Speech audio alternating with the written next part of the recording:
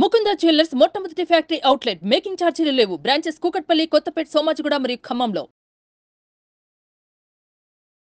నమస్తే రమగారు. నమస్తే జయ. రమగారు, మనకి చంద్రగ్రహణం మరి ఈ గ్రహణం రోజునే ఎట్లాగో అంటే సూర్యగ్రహణం లాగానే అలానే ఉండటం, జాగ్రత్తలు తీసుకోవటం ఇవన్నీ కామన్ అండి. కామనే కానీ నక్షత్రాలు వేరేగా వచ్చినాయి. మామూలుగా అమావాస్య నాడు సూర్యగ్రహణం, పౌర్ణమి నాడు చంద్రగ్రహణం. అవును అవును. అయితే ఇది మనకి ఇండియాలో కూడా పాక్షికంగానే ఇది సాయంకాలం కొంతసేపే మనకు కనపడుతుంది. ఎందుకంటే సూర్యాస్తమయం మధ్యాహ్నం నుంచి మొదలైందట. మధ్యాహ్నం నుంచి మొదలయ్యి సూర్యాస్తమయం అయిన కొంతసేపటి వరకు, అంటే చంద్రోదయం అయిన తర్వాత కొంతసేపటి వరకే గ్రహణ కాలం ఉంది. 54 నిమిషాలు మాత్రమే ఉంది. ఓహో. సూర్యాస్తమయం తర్వాత ఒక 54 మినిట్స్, అదే లెక్క. ఆ 54 నిమిషాలే పుణ్యకాలంగాను, ఆ సమయంలోనే మనం జపం చేసుకోవటం కానీ ఏదైనా పూజా విధానం, పూజలు చెయ్యరు, జపము స్తోత్రపారాయణ చేసుకోవచ్చు. దైవ సంబంధమైన వ్యవహారం అంతే. ఏదైనా ఒక మంత్రాన్ని తీసుకొని దాన్ని జపించుకోవచ్చు, స్తోత్రం తీసుకుని స్తోత్రం చదువుకోవచ్చు, ఏదైనా చేయొచ్చు. పౌర్ణమి నాడు సముద్ర స్నానం చేస్తారు. కానీ ఇక చంద్రోదయం అయిన తర్వాత, అది గ్రహణం పూర్తయిన తర్వాతే సముద్ర స్నానం చేయాలట. ఓహో. గ్రహణ సమయంలో కాకుండా పుణ్య స్నానాలు విడిచిన తర్వాత, ఈ సమయంలోనే మనం జపాలు తపాలు ఏం చేసుకోదలుచుకుంటే అది చేసుకోవటం. భరణి నక్షత్రం మేషరాశిలో వచ్చింది కాబట్టి ఈ నక్షత్రానికి సంబంధించిన జనం ఎవరైతే ఉన్నారో వాళ్ళు ఈ సమయంలో ఏదైనా జపం చేసుకోవటము, దానాదులు నిర్వహించుకోవటము చేయొచ్చు. గర్భిణీ స్త్రీలు అయితే సాయంకాలం నుంచే, మనకి మధ్యాహ్నం నుంచే మొదలవుతుంది కానీ మనకి లేదు, అది ఎండ వెళ్ళేటప్పుడు కదా, కనపడదు కదా, అసలు మనకు తెలియదు. తెలిసేది ఆ కాసేపే కాబట్టి ఆ కాసేపు పాటిస్తే సరిపోతుందని మధ్యాహ్నం తర్వాత, అంటే కొంచెం 4 గంటలకి అట్లా అక్కడి నుంచి మొదలు పెట్టుకుని కాస్త 7 గంటలు అయ్యేదాకా, ఇప్పుడు దానికి ఎట్లాగో ఇంచుమించుగా దీనికి కూడా అదే సమయం, సూర్యాస్తమయానికి ఎట్లా అదే మన సూర్యగ్రహణానికి ఎలా పాటించామో అటు ఇటుగా దీనికి కూడా అదే పాటింపు.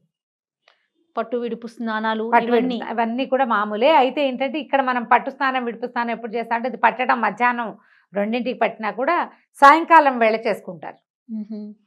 సూర్యాస్తమయానికి ముందు స్నానం చేయటం, సూర్యాస్తమయం అవగానే మన గ్రహణం కనపడడం మొదలుపెట్టింది. పాక్షిక చంద్రగ్రహణమే ఇది కూడా. మొన్న వచ్చింది పాక్షిక సూర్యగ్రహణం, ఇది పాక్షిక చంద్రగ్రహణం. దీనికి ఇంకోటి ఏదో ప్రత్యేకమైన పేరు కూడా ఉంది, నాకు ఆ పేరు జ్ఞాపకం లేదు, సుబ్రహ్మణ్యం గారు చెప్పారు కానీ పేరు మర్చిపోయాను నేను. అయితే ఇది ఈ శాస్త్రజ్ఞులు, జ్యోతిష్ శాస్త్రవేత్తలు వాళ్ళు అయితే చక్కగా ఆ పేర్లు కూడా అవునవును ఘడియలు విఘడియలతో సహా చెప్తారు. మనం క్యాజువల్ గా మాట్లాడుకుంటాం, దీని మీద ఒక చిన్న అవేర్నెస్ కోసం చెప్తున్నాం అంతే. రమగారు, గర్భిణీ స్త్రీలు ఇప్పుడు కూడా జాగ్రత్తగా ఉండాలి. ఈసారి వెంటనే 15 రోజుల గ్యాప్ తోటి వచ్చింది. ఏమీ లేదమ్మా, ప్రధానమైంది తిరగద్దు, తినద్దు, విశ్రాంతిగా ఉండండి ఆ కాసేపు అంతే. ఇప్పుడు పర్వాలేదు అంటే మీరు బయటికి వెళ్తారు, ఆ పని ఈ పని చేస్తారు, ఏమైనా కట్ చేస్తారు, ఏదైనా టైప్ చేస్తారు, కూర్చుని చేస్తారు, ఎక్కుతారు దిగుతారు, అలాంటప్పుడు సమస్యలు వస్తాయి. వస్తాయి అని చెప్పట్లేదు, రావచ్చు రావు అని కూడా చెప్పగలిగే వాళ్ళు ఎవ్వళ్ళు లేరు అంతే. ఏం రావు అని ఎవరు చెప్పరు. మీ జాగ్రత్తలు మీరు తీసుకోండి అంటారు. జాగ్రత్తగా ఉండండి. రావని ఎవరైనా బల్లగుద్ది చెప్పేటట్టయితే మీరు వాళ్ళ ఇంట్లో వాళ్ళతోటి అవన్నీ చేయించి జనాలకి చూపిస్తే, ఓ 100 మందిని తీసుకుని రావు, ఇదిగో వీళ్ళందరితో చేయించాము అన్న రిస్క్ కనుక వాళ్ళు తీసుకోగలిగితే అప్పుడు ప్రచారం తప్పకుండా చేయొచ్చు. అప్పుడు మనం కూడా చేస్తాం. వీళ్ళ 100 మంది మీద చేశారు, వీళ్ళకి ఎవ్వరికి ఏమీ కాలేదు, అంతా నార్మల్గా ఉంటుంది అని చెప్పచ్చు. అలా అయితే కనపడలేదు ఇప్పటిదాకా, అలా కనిపించలేదు. కాబట్టి మనం ఒక పద్ధతి ప్రకారం వెళ్తున్నాం, మనకు ఒక అలవాటు ఉంది. ఎందుకు పెద్దవాళ్ళని కాదంటాం. ఏదైనా వస్తే ఇప్పుడు కబుర్లు చెప్పిన నాబోటి అమలక్కలు ఎవ్వరూ దగ్గరికి వచ్చేది లేదు. ఆ కష్టం అనుభవించాల్సింది ఎవరికి వారే కదా. అవునండి, నీ నొప్పి కాదు కదా, అందుకని మనం ఏదైనా చెప్తాం మన నొప్పి కాకపోతే. కాబట్టి జాగ్రత్తగా ఉండండి, సరిపోతుంది. ఆహార స్వీకారం చేయొద్దు, ఏదైనా చదువుకోండి. ఇప్పుడు ప్రెగ్నెన్సీలో మేమేం జపించుకోవచ్చు, మేమేం జపం చేయాలి ఇలా అడుగుతారు. మీరేం జపం చేద్దామా, విశ్రాంతిగా ఉండండి, ఓపికగా ఉండి నార్మల్గా ఉంటే ఏదైనా స్తోత్రాలు లాంటివి చదువుకోవచ్చు. జపం అనేది ప్రధానంగా ఉపదేశం ఉన్నవాళ్ళు చేసేది. మనం చదువుకునేవన్నీ స్తోత్రాలు, ఏదైనా చదువుకోవచ్చు. కాస్త ఎక్కడైనా చెరగలు పెట్టి కూర్చుని తాపిగా సింపుల్గా చదువుకునేది ఏదైనా ఒక్కటి చెప్పండి అమ్మగారు, ఒక మంత్రం కానీ. ప్రెగ్నెన్సీలో కానీ నార్మల్గా కానీ ఈ 2 గ్రహణాలప్పుడు ఇప్పుడు చదువుకోవటం రాదు, పెద్ద పెద్ద మంత్రాలు రావు, నార్మల్ గా ఉన్న వాళ్ళకి ఉమ్. ఏదన్నా ఒక చిన్న మంత్రం, మంత్రం అంటే ఒక చిన్న స్తోత్రం చెప్దాం. స్తోత్రం. ఆపదామభర్తారం దాతారం సర్వసంపదాం లోకాభిరామం శ్రీరామం భూయో భూయో నమామ్యహం. ఇది చిన్నదా రమ్మగారు? చిన్నది ఒక్క శ్లోకం, ఇది 2 లైన్లు. ఓకే. 2 లైన్లు రాసుకుంటే 2 లైన్స్.